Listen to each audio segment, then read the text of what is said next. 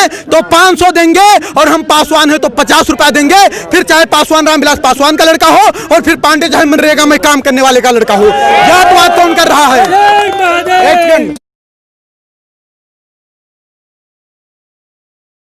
एक मिनट शांत रहिए, एक मिनट शांत रहिए, शांत रहिए। हमारा नाम सर्वेश पांडे है, मैं उत्तर प्रदेश बहराइच की धरती से आया हूँ। आप जो जातवाद की बात करते हैं, मैं बताता हूँ जातवाद का दर्द। हाँ, हम लोग कर रहे हैं ना, हम लोग कर रहे हैं, आप भी नहीं कर रहे। जो आप बैनर पे लिख हाँ, रहे हैं, उसके मुद्दे पर देखिए हमारी मांगे क्या क्या है उस पर बता दें। जातीय आरक्षण खत्म, हाँ एकदम खत्म होना चाहिए आज। हाँ हाँ, बस एकदम उसी पर बता रहे हैं आपको, उसी पर बता रहे हैं। क्या टाइटल लगा, एक सेकंड हम बोलने दीजिए ना बीच में। क्या टाइटल लगाना जातवाद है? अगर टाइटल लगाना जातवाद है तो पासवान भी लगाते हैं, यादव भी लगाते हैं, वर्मा भी लगाते हैं, शर्मा भी लगाते हैं, तिवारी भी लगाते हैं, मिश्रा भी लगाते हैं, पाड़े भी लगाते हैं। ये जातवाद नहीं है। आज एक तरफ हमारा अगर निमंत्रण होता है, भोजन करने के लिए जाते हैं बफर सिस्टम में, भोजन किसने बनाया क्या पूछते हैं, हमारे बगल में किसने रोटी उठाई क्या पूछते हैं, हम साथ में भोजन करते हैं, किसी की जात नहीं पूछते। हम एक कॉलेज में जब, एक मिनट ध्यान से, जब हम कॉलेज में एडमिशन लेते हैं और किसी भी बच्चे से मित्रता करते हैं तो उसकी जात नहीं पूछते। एक चाय की दुकान पर जाते हैं, चाय वाले से चाय लेते हैं, उसकी जात नहीं पूछते। समोसे से समोसा लेते हैं, जात नहीं पूछते। सब्जी वाले से सब्जी लेते हैं, जात नहीं पूछते।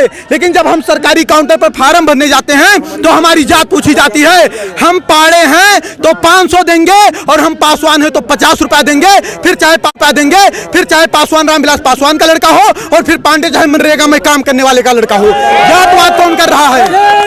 एक पूछना है तो पूछिए, आप पूछिए प्रश्न। क्या बेनिफिट होगा अगर ये खत्म हो जाएगा? देखिए बाबा साहब अंबेडकर ने कहा, बाबा साहब अंबेडकर ने कहा 10 साल के लिए रिजर्वेशन होना चाहिए। इस देश के चंद गद्दार नेता आज क्या कह रहे हैं कि आज 70 साल बाद बाबा साहब भी आ जाएंगे लेकिन आरक्षण नहीं खत्म होने देंगे। तो क्या वो बाबा साहब के सिद्धांत पर चल रहे हैं?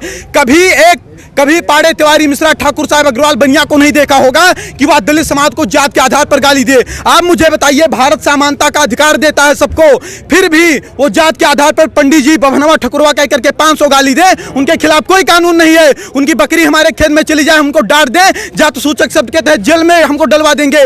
ये हमारे साथ अन्याय है या न्याय है? अन्याय हमारे साथ कौन कर रहा है? आज कानून बनाए जाते हैं कि किसी दलित लड़की का आप गलत दृष्टि से पीछा करते हैं, किसी दलित लड़की का आप गलत दृष्टि से पीछा करते हैं तो आपके ऊपर कम से कम 1 लाख रुपए जुर्माना लगेगा, आपके ऊपर हर्जन एक्ट भी लगेगा। लड़की सामने जा रही है, हमें क्या पता कि वो दलित है कि सवर्ण है। दूसरी बात, अगर कोई सवर्ण लड़की का गलत दृष्टि से पीछा करता तो उसके खिलाफ ऐसा कानून क्यों नहीं होना चाहिए? यह भेदभाव हो रहा है कि नहीं हो रहा है?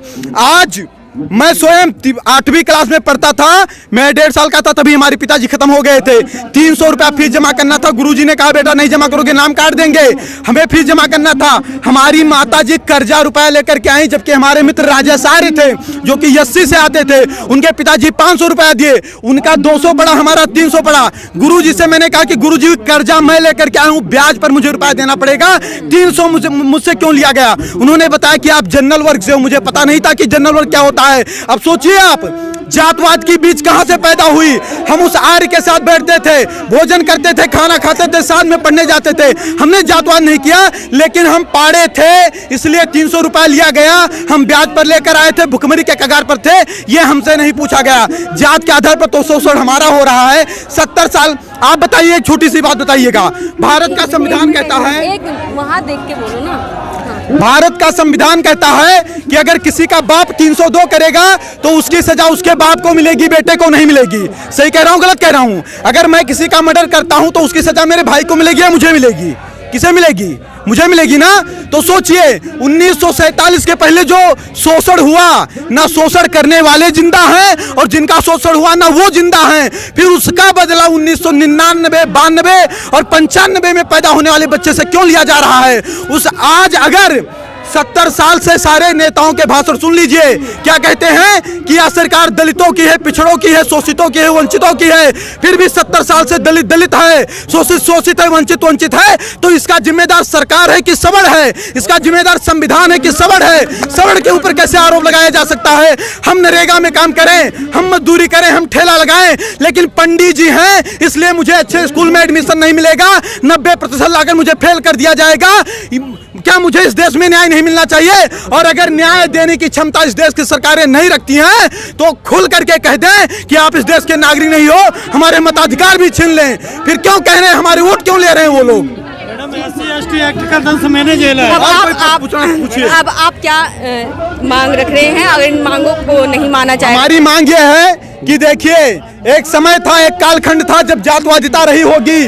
आज जातवादिता नहीं है। यहाँ जितने लोग आए, मैंने किसी की जात नहीं पूछी, सबसे हाथ मिलाया, नमस्ते प्रणाम किया। आज कोई ऐसा नहीं करता। अंतर्जातीय विवाह भी हो रहे हैं। अंतर्जातीय विवाह, आपको पता होगा कि भारत का संविधान कहता है कि 18 साल की लड़की हो जाएगी तो स्वेच्छा से शादी करने के लिए वह निर्णय ले सकती है कि नहीं है? तो अब शादी अंतरजातीय करना है कि जातीय करना है, वो लड़कियों के ऊपर निर्भर है। बाप उस पर दबाव नहीं बना सकता है, उस पर आप हम पर भी प्रेशर नहीं बना सकती हैं। और आपको बता दूं, अगर अंतरजातीय शादी करने से जातवाद खत्म होता तो अम्बेडकर की वाइफ भी ब्राह्मण थी, वो क्यों नहीं ब्राह्मण हो गए अम्बेडकर जी? वो दलित के दलित क्यों रह गए? रामविलास पासवान ब्राह्मण क्यों नहीं हो गए? वो दलित के दलित क्यों हैं? ये चंद लोग मलाई काट रहे हैं। आज गांव का गरीब दलित गोबर और मिट्टी में पड़ा है और दलित का मुद्दा उठाने वाले लोग मर्सिडीज से चल रहे हैं। उसके बाद उनका शोषण वो करते हैं। 22.5% दलितों का रिजर्वेशन, क्या उसमें कोई सवर जा सकता है? नहीं जा सकता। उसका लाभ कौन ले रहा है? दलित ही तो ले रहा है। अगर कहीं पर आरक्षित सीट आती है तो वहां चुनाव कौन लड़ेगा? दलित ही तो लड़ेगा, सवर तो लड़ नहीं पाएगा। फिर उनका अधिकार कौन खा रहा है? 56,000 करोड़ अनुसूचित जात के लिए और 39,000 करोड़ अनुसूचित जनजात के लिए ये जात के आधार पर बजट है। अगर जात के आधार पर ये बजट आए तो उन्हीं के जात के लोग खाए कि हम लोग खा लिए? फिर आरोप हमारे ऊपर कैसे लगाया जा रहा है कि हम उनका शोषण कर रहे हैं? ठीक है, और कोई बात हो तो बताइए। हम ये बताना चाहते हैं, देखिए, हमारी सरकार से देखिए, हम इस देश के नागरिक हैं। हमने कभी तोड़ फोड़ नहीं किया, हमने कभी किसी का विरोध नहीं किया। हमने एक सेकंड बोलने नहीं दीजिए ना, 1 मिनट रुक जाइए, 1 मिनट रुक जाइए, कुछ बोलने दीजिए ना। हमने कभी सरकार के खिलाफ आवाज नहीं उठाई, हमने कभी तोड़ फोड़ नहीं किया, हमने बस नहीं जलाए, हमने ट्रेन नहीं फूकी। हमारी मांग हमेशा शांति से रही है। बाप दादा देश के लिए, धर्म के लिए लड़ते लड़ते मर गए, उनके बच्चे आज सिस्टम से लड़ करके मर रहे हैं। 2 लाख ब्राह्मणों के जनेऊ तोड़वा दिए गए, गर्दनें कटवा दी गई। 12-12 साल के राजपूत बच्चे, उनकी माएं तिलक लगा करके युद्ध क्षेत्र में भेज देती थी, तब हमारा धर्म बचा। हम देश और धर्म के लिए लड़ते लड़ते मर गए, हमारे बाप दादा मर गए, आज हम सिस्टम से लड़कर मर रहे हैं। क्या इसीलिए लड़कर मरे थे? हमारी मांग है कि राष्ट्रीय सोड़ आयोग का गठन हो।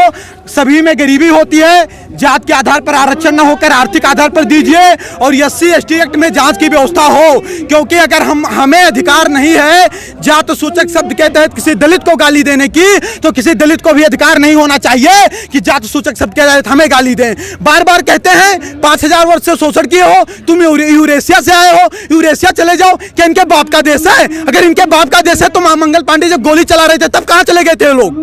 कहाँ चले गए थे लोग? सपोर्ट कर दिया, आना नहीं पड़ता यहाँ। और कोई बात होगी तो बताइएगा, हम अपने मुद्दे पर तटस्थ हैं और अगर कहीं किसी को समस्या होगी तुरंत बताइए। तो आपने देखा यहाँ पर जो है आरक्षण जो है जातिगत आरक्षण नहीं होना चाहिए, यहाँ पे मांग की जा रही है। नई दिल्ली के जंतर मंतर पर तमाम लोग आकर के यही कह रहे हैं कि जातिगत आरक्षण नहीं होना चाहिए और SC/ST एक्ट जो लगाया गया है, जो बनाया गया है, इसमें सुधार होना चाहिए। क्यों है कि इन सब चीज़ों को जो है सरकार इस पे सुनवाई करे, इस पे संज्ञान ले जो ये मांग रहे हैं। और जेठेरी जी जो है रामलीला मैदान में उनका आमरण अनशन चलता रहेगा। जो इनकी मांगें हैं वह पूरी होनी चाहिए। इन्हीं मांगों को लेकर के ये लोग नई दिल्ली के जंतर मंतर आए हैं और लगातार इन मांगों को ये सरकार के आगे रखते रहेंगे। तो आप लोग खोज खबर को देखते रहिए। खोज खबर को subscribe, like, share, comments and bell icon दबाना ना भूलें।